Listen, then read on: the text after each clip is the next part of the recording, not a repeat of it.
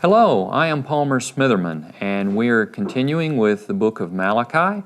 This is session 2, and it's the second session in our background information. And we're going to be discussing an introduction to biblical structure. Now, from the last session, we learned the historical background associated with the Book of Malachi. We also learned that Hebrew word pictures and numbers may be important, and we're going to be using some of those as we continue in later sessions. In this section, we're going to be investigating the large and the medium literary structure. This is one of a number of tools that we're going to be using to unlock the secrets of Malachi, including the numbers and the keywords. Now, good stories all have structure, and it doesn't matter what culture we're speaking of or what time period we're speaking of. Human beings break their stories into units because this makes the story easier to understand. But every culture and every time period has to answer some certain questions. How are they going to distinguish the boundaries between their units? How are they going to demonstrate that one unit of a story is related to another unit? And also, how are the units internally arranged? Now, what do I mean by a unit? For example, the easiest thing would be, like the chapter of a book or the scene of a play. Now, with the ancient Hebrews, they answered these questions, some of these questions, in ways that were similar to the way that we do in the United States in the 21st century, but some of them they answered very differently. Particularly, they answered the question, how are the units internally arranged? And they made internal structure and internal arrangements that are truly alien to our culture. And so for this, we miss it. Now, for me, I use Professor Dorsey's book to determine what are the boundaries between the units. So in a sense, the first question has already been answered for this study. But the important thing then is, what's the meaning of this structure? Because structure in all stories contains meaning. And so once we determine what is the structure and how have the ancient Hebrews answered these three questions, then what we really want to know is, what can we learn from it? So structure adds meaning. This is important. Words, the literal words, contain about 85 to 95% of the meaning in the Hebrew Bible.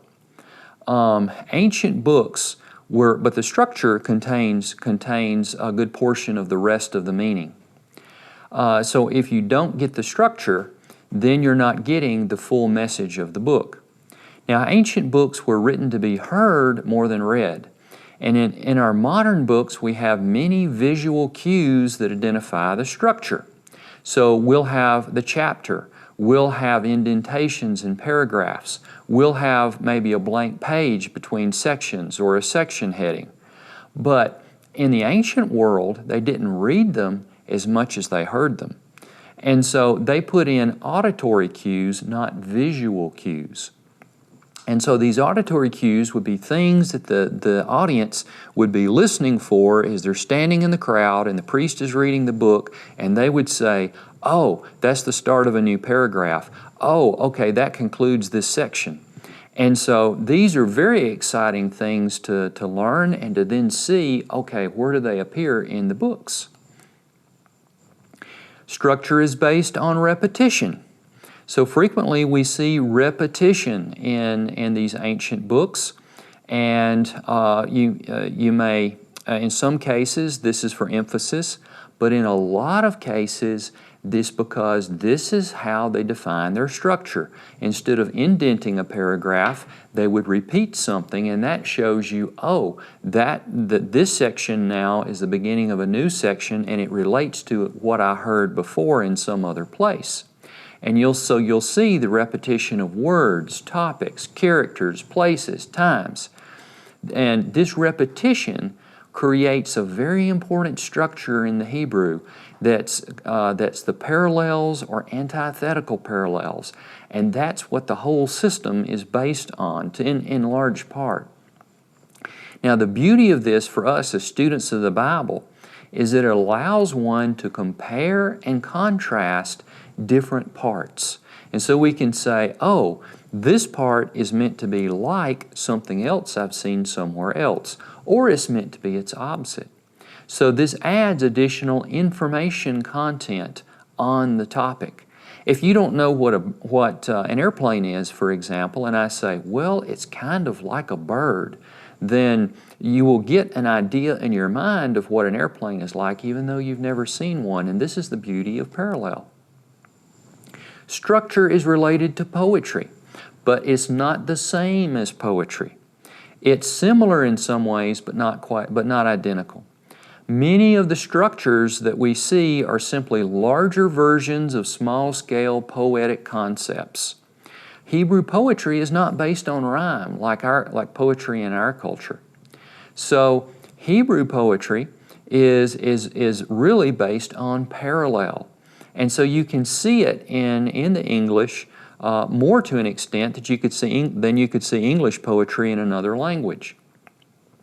And so I'm going to give you a little later some examples of this. But basically what happens with the structure is you take these concepts at the poetic level, the line by line, and then they're amplified to create even larger structures, although it's technically not poetry.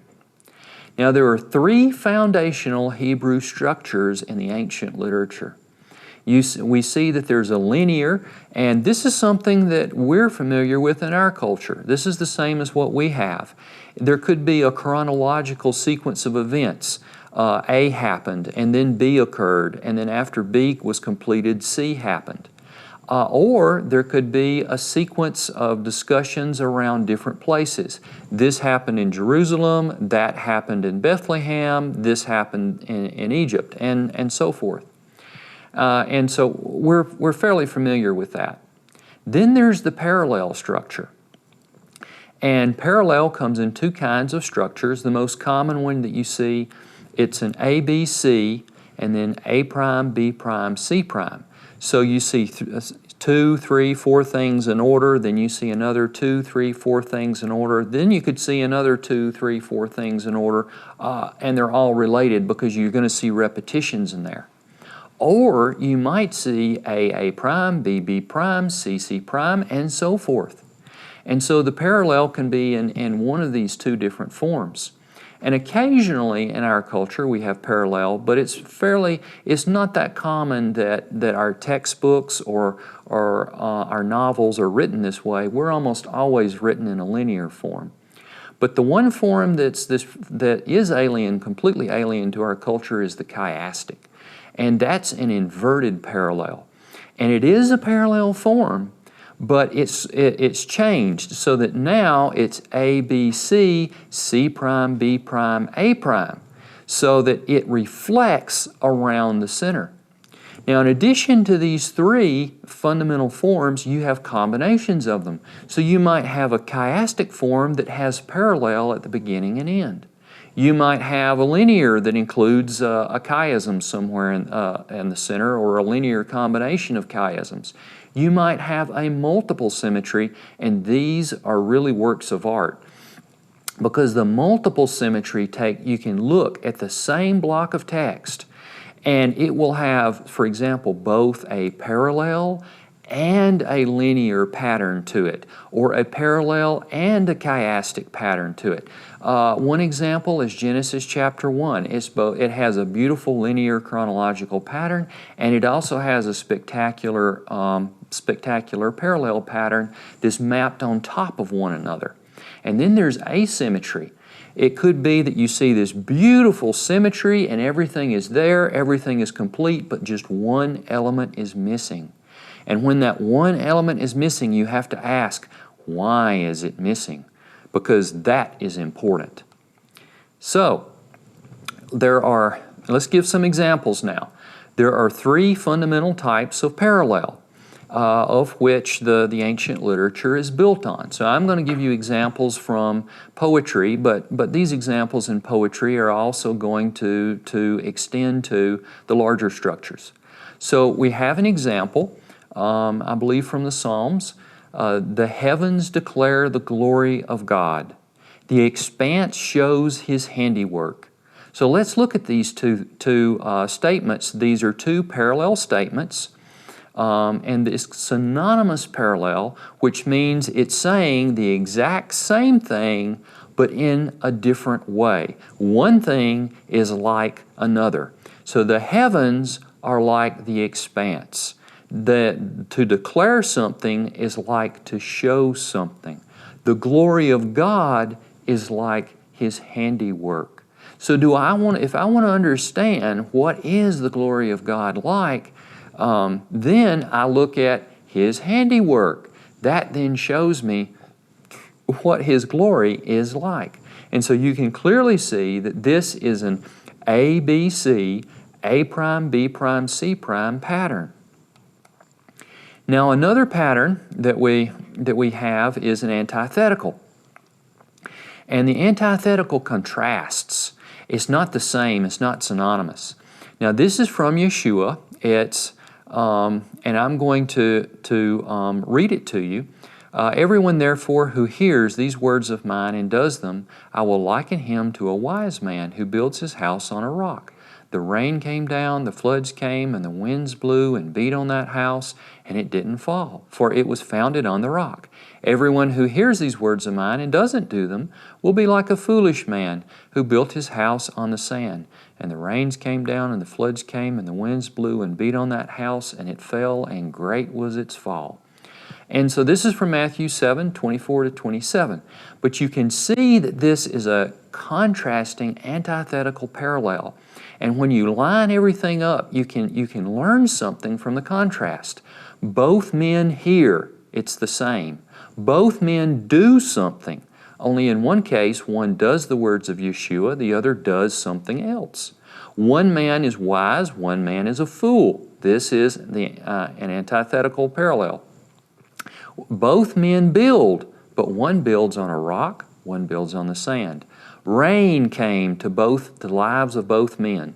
And so this is trouble, this is adversity, this is difficulties.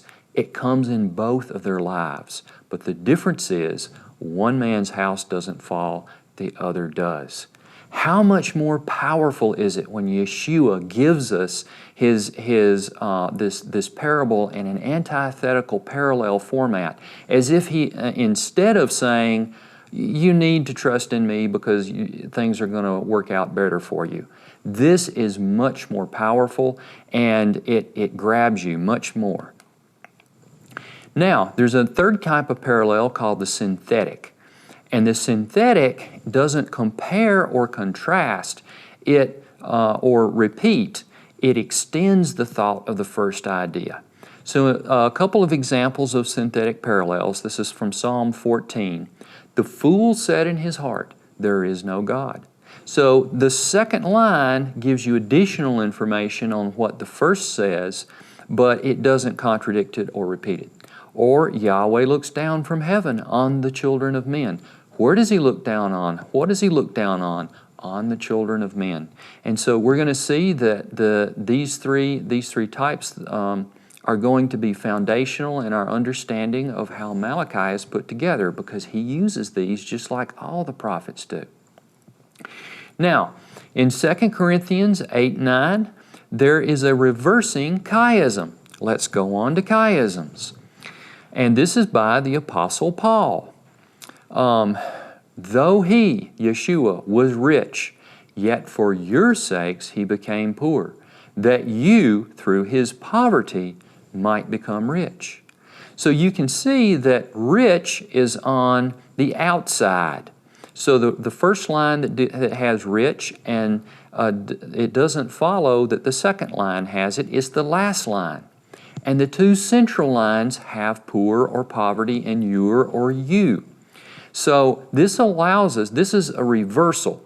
And so what we're seeing then is that now that we are poor, even though that we're poor because of Yeshua, we become something different. We become rich. And these chiasms allow you to compare and contrast parts. So we can compare the first line to the last line and the second line to the third line. And we can gain additional information by this, because it shows you, the center of the chiasm shows you what was it that caused the reversal. That's the important part. What was it that caused that reversal? Now, the reason that chiasms are called chiasms is because they resemble the Greek letter chi, which looks like our X. The Romans called it decusato oratio, which means to divide crosswise. And you can see that when you draw the chiasm, like you see it on your screen now, though Yeshua, was rich, that crosses over to might become rich. And that you, through his poverty, which is on the upper right, crosses over and connects to the portion on the lower left, yet for your sakes he became poor. So chiasms are a cross. Now there's a fundamental difference between the parallels and the chiastic structures. Parallels are normally used, not always, but normally, to move the story forward, to continue the thought, to continue the idea. Chiasms, not always, are used to indicate a 180-degree reversal. Something's going in the opposite direction. Now, sometimes this reversal is what was hoped for but didn't happen. Sometimes it's a reversal that actually occurs. But both of these, because they're both parallel structures, just one is, the chiasm is an inverted parallel, they both allow for comparison and contrast, which helps the person who's doing biblical analysis to try to understand the text. And so that gives us more information. Now there's something that's very interesting and useful about these structures. In every story, there is a position of prominence. There is a position where, okay, we finally hit the main idea. This is the thing that I'm writing about. I want you to pay attention. So in a linear story, this position of prominence usually occurs at the end. For a parallel story, it can occur at the end, and it will especially be at the end. It will stand out and be glaring if there is an unmatched unit. So you may see an A, B, A prime, B prime, D prime, C prime. And so the C is unmatched. And when you see that last unmatched section, that's where the ancient Hebrew author is going to put what he really wants you to get. Now with chiasms it can be tricky, because chiasms have two positions of prominence. For an odd-numbered chiasm, or with a chiasm with an odd number of units, it's almost always at the center. That's where the twist, the turn occurs, the pivot. But with a chiasm with an even number of units, it may be on the outside. Or sometimes you will see them maybe with something important on the center and on the outside. So there are different levels of structure that these parallels and these chiasms are used for. And the smallest, of course, is with, you'll see them in poetry, with just a few lines. And so you will see that maybe you'll see a chiasm or a parallel within a paragraph or one or two lines. That's very common in the poetry. But then you can see them in slightly larger sections. You can see them in structures that are about the size of chapters. And I frequently refer to this as the medium structure. And that's really where the meat, the information is, and a lot of the structure. The most interesting structure is usually the intermediate structure. And then you see them over a single book. So a single book of the Bible, the entire book may be organized in a chiastic or parallel fashion. And Malachi the entire book of Malachi is one big structure. I frequently call this the course structure. And then occasionally, some scholars make arguments that these structures extend over multiple books of the Bible. So there may be 4 or 5 books of the Bible that are one giant structure. And so, for example, Dorsey believes that the 5 books of the Torah plus the first 2/3 of the book of Joshua, it actually forms a large chiasm. It's a threefold chiasm. And then on rare occasions, you'll actually see that these structures actually go down to the level of the sounds in the Hebrew, in certain Hebrew words. And so I was reading about an example of this in Kings not too long ago.